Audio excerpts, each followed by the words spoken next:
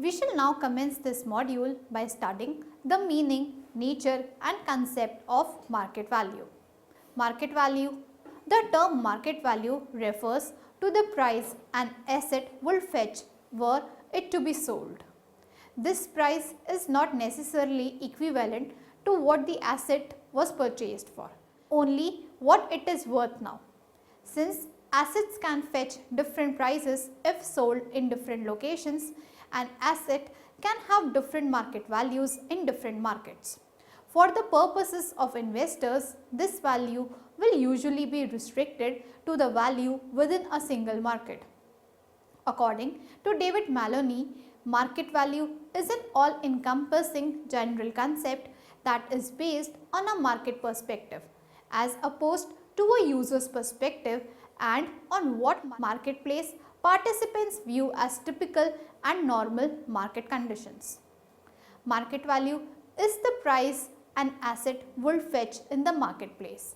Market value is also commonly used to refer to the market capitalization of a publicly traded company and is obtained by multiplying the number of its outstanding shares by the current share price.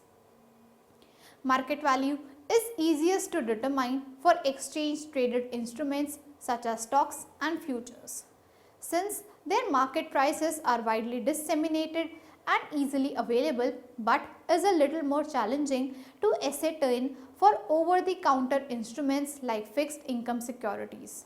However, the greatest difficulty in determining market value lies in estimating the value of illiquid assets like real estate and businesses, which may necessitate the use of real estate appraisers and business valuation experts respectively. Market value, as noted earlier in the module, USPAP only describes market value as a general concept but does not define market value. Market value is defined as the most probable price which a specified interest in property is likely to bring under all of the following conditions: consummation of a sale as of a specified time, open and competitive market for the property interest appraised, buyer and seller each acting prudently and knowledgeably, price not affected by undue stimulus, buyer and seller are motivated, both parties acting in what they consider to be their best interest, adequate marketing efforts made and a reasonable time allowed for exposure in the open market.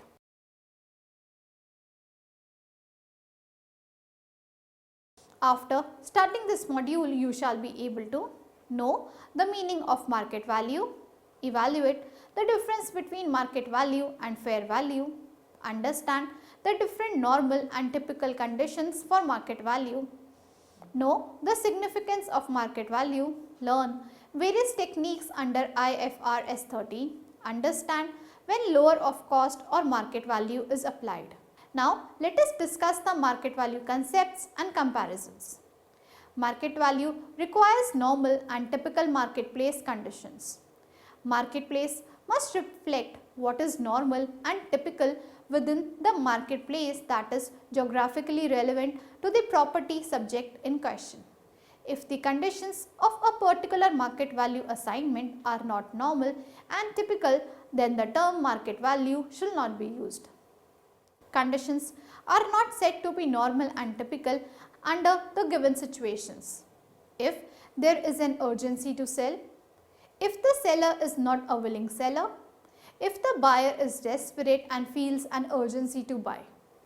In such cases, the term market value is not appropriate to use. In short, market value pertains only to values developed from the market perspective when assignment conditions are normal and typical.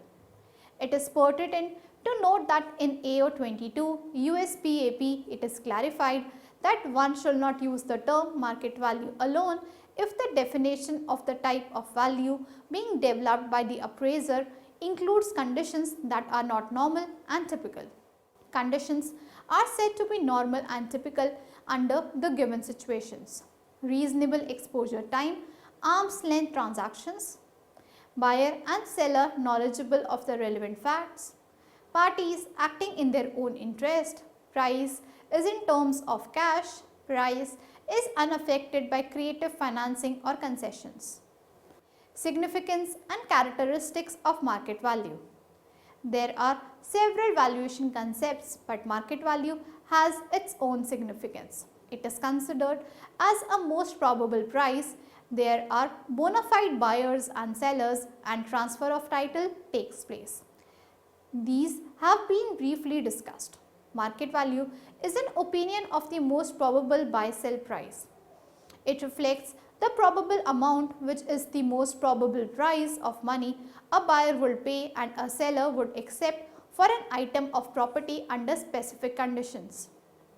The most probable price in terms of money which a property should bring in a competitive and open market under all conditions requisite to a fair sale, the buyer and seller each acting prudently and knowledgeably and assuming the price is not affected by undue stimulus. Third, there is an actual bona fide buyer and seller. Fourth, a transfer of title will take place. Fifth, the title to the property will transfer as of date certain. Sixth, it is more indicative and realistic. Next, fair market value. In certain situations, the term fair market value is used rather than the term market value. Let us now understand what this term means. Fair market value is a specific type of market value. It is defined by a legal or regulatory jurisdictions and varies with individual jurisdictions. For federal uses such as estate and gift tax or charitable contributions, fair market value is defined by Treasury regulation as the price at which property will change hands between a willing buyer and a willing seller, neither being under any compulsion to buy or to sell and both having reasonable knowledge of the relevant facts. Let us now understand the difference between market value and fair market value. We have already learned about the meaning of fair value in the previous module. Now, we will understand the difference between the two terms because the term market value is often used interchangeably with fair market value, although these terms have distinct definitions in different standards and may differ in some circumstances. First, fair value can be clearly distinguished from market value. It requires the assessment of the price that is fair between two specific parties, taking into account the respective advantages or disadvantages that each will gain from the transaction. Although market value may meet these criteria, this is not necessarily always the case. Second, fair value is frequently used when undertaking due diligence in corporate transactions where particular synergies between the two parties may mean that the price that is fair between them is higher than the price that might be obtainable on the wider market. On the other hand, market value requires the element of special value to be disregarded, but it forms part of the assessment of fair value. Third, when determining the value of assets, a synonym for market value is sometimes used incorrectly in place of fair value. The term fair value refers to the price that a party should pay for an asset which may or may not reflect its fair market value. Third, market value presumes the transfer of property as of a certain date and under the above noted typical and normal assignment conditions. Moving on to the fair value versus market value. There are two schools of thought, namely the efficient market hypothesis and the behavioral finance hypothesis, based on which the concept of market value and fair value can be compared. First, both schools of thought are about the relation between the market price and fair value in any kind of market, but especially with regard to tradable assets. The efficient market hypothesis asserts that in a well-organized, reasonably transparent market, the market price is generally equal to or close to the fair value as investors react quickly to incorporate new information about relative scarcity, utility or potential returns in their bids. See also rational pricing. Behavior finance asserts that the market price often diverges from fair value because of various common cognitive biases among buyers or sellers. However, even proponents of behavioral finance generally acknowledge that behavioral anomalies that may cause such a divergence often do so in ways that are unpredictable, chaotic, or otherwise difficult to capture in a sustainably profitable trading strategy, especially when accounting for transaction cost. Second, fair value. When an asset changes hands, its value changes in many situations. This is because the new owner may be able to fetch a higher price or leverage certain efficiencies that result from a transfer of the property. Alternatively, the asset may become worthless if it changes hands. Therefore, while deciding the worth of an asset, an investor may attempt to calculate its fair value, meaning how much a party is wishing to buy it for. This fair price depending on how much it is worth to the party who is buying it. For example, if a painting in auction is sold for Rs 13,000 with the relevant cost involved in price of painting in auction. First, amount if actual sold. Hammer price Rs 13,000, insurance Rs 100, shipping Rs 200, 10% seller commission Rs 1300, amount received by seller Rs 11,400. Second, amount if hypothetically sold. Hammer price Rs 13,000 plus 10% buyer's price Rs 1300, hypothetical amount obtained Rs 14,300 FMP. Here the FMV is not Rs 11,400 amount that is retained by seller, but Rs 14,300 hypothetical amount obtained.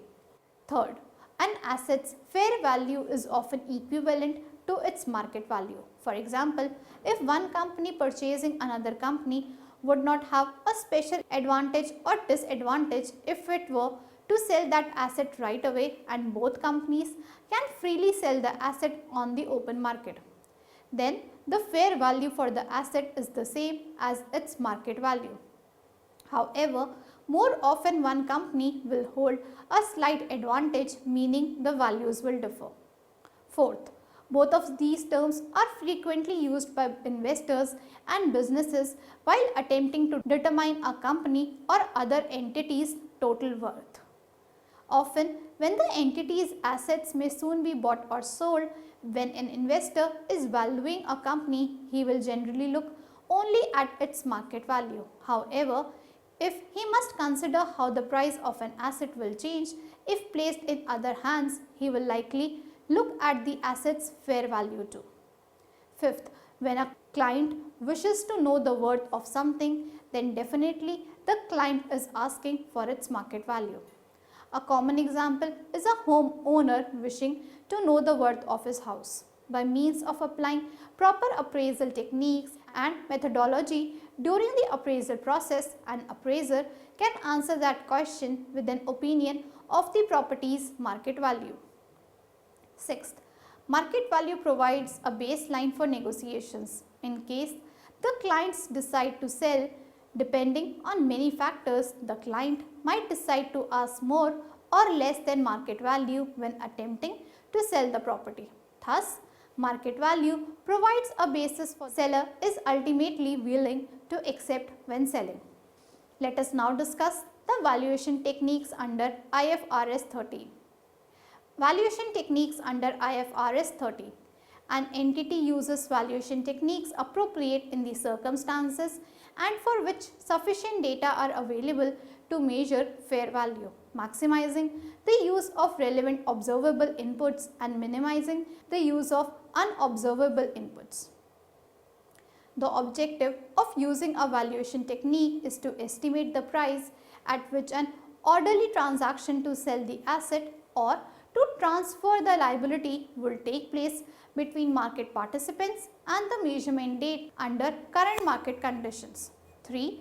Widely used valuation techniques under IFRS 13 are: first, market approach. This technique uses prices and other relevant information generated by market transactions involving identical or comparable assets liabilities, or a group of assets and liabilities. Second, cost approach. This approach reflects the amount that would be required currently to replace the service capacity of an asset, which is current replacement cost. Third, income approach converts future amounts, that is cash flow or income and expenses, into a single current discounted amount, reflecting current market expectations among those future amounts. In some cases, a single valuation technique will be appropriate, whereas in others, multiple valuation techniques will be appropriate. Applying lower of cost or market value to inventory. The lower of cost and market value method has two boundaries on the valuation of inventories. The first is the inventory ceiling, which requires that inventory must be reported no higher than the net realizable value less expenses. The second boundary is the inventory floor, which requires that inventory value be reported at no lower than the net realizable value plus normally attainable profit. Generally accepted accounting principles (GAAP) allow for the lower of cost or market rule to be applied in one of three ways. First, on an inventory total basis. Applying LCM to inventory totals is the least conservative application, since it results in the smallest write down or reduction of inventory from cost and the smallest loss on the income statement. Second, on an inventory categories basis. Applying LCM to inventory categories results in values that fall somewhere in between the other two methods of applying LCM. Third, on an item by item basis. Applying LCM on an item by item basis is the most conservative application, since it results in the largest write down or reduction of inventory from cost and the largest loss on the income statement. We shall now understand the inventory valuation, US GAAP and IFRS. Under US GAAP, ASC 330-10 is the primary source of guidance on accounting for inventories. Under IFRS, IAS 2 inventories is the primary source of guidance on accounting for inventories. Both US GAAP and IFRS define inventories as assets that are held for sale in the ordinary course of business, used in the process of production for sale, or materials or supplies to be consumed in the production of inventory or in the rendering of services. The cost of inventory under both US GAAP and IFRS generally includes direct expenditures of getting inventories ready for sale, including overhead and other costs attributable to the purchase or production of inventory.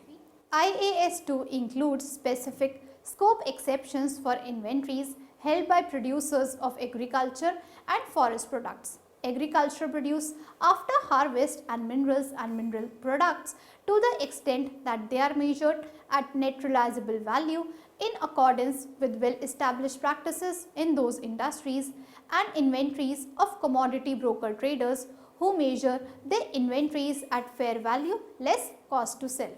Under US GAAP, similar guidance is provided in ASC 905-330, which allows for measurement of inventories at net realizable value in certain circumstances in the agricultural industry, and ASC 940-320-30-2 and ASC 946-10-15-12, which allow for measurement of certain inventories at fair market value in the financial services industry. Let us now recapitulate what we have learned so far. The term market value refers to the price an asset would fetch were it to be sold. This price is not necessarily equivalent to what the asset was purchased for, only what it is worth now. Since assets can fetch different prices if sold in different locations, an asset can have different market values in different markets. Market value must reflect what is normal and typical within the marketplace, that is geographically relevant to the property subject in question. if the conditions of a particular market value assignment are not normal and typical, then the term market value shall not be used. There are several valuation concepts, but market value has its own significance. It is considered as a most probable price. There are bona fide buyers and sellers, and transfer of title takes place. The lower of cost and market value method has two boundaries on the valuation of inventories. The first is the inventory ceiling, which requires that inventory must be reported no higher than the net realizable value less expenses. The second boundary is the inventory floor, which requires that inventory value be reported at no lower than the net realizable value plus normally attainable profit. Under US GAAP ASC 330-10 is the primary source of guidance on accounting for inventories. Under IFRS IAS 2, inventories is the primary source of guidance on accounting for inventories. Both US GAAP and IFRS define inventories as assets that are held for sale in the ordinary course of business, used in the process of production for sale, or materials or supplies to be consumed in the production of inventory or in the rendering of services. The cost of inventory under both US GAAP and IFRS generally includes direct expenditures of getting inventories ready for sale, including overhead and other costs attributable to the purchase or production of inventory.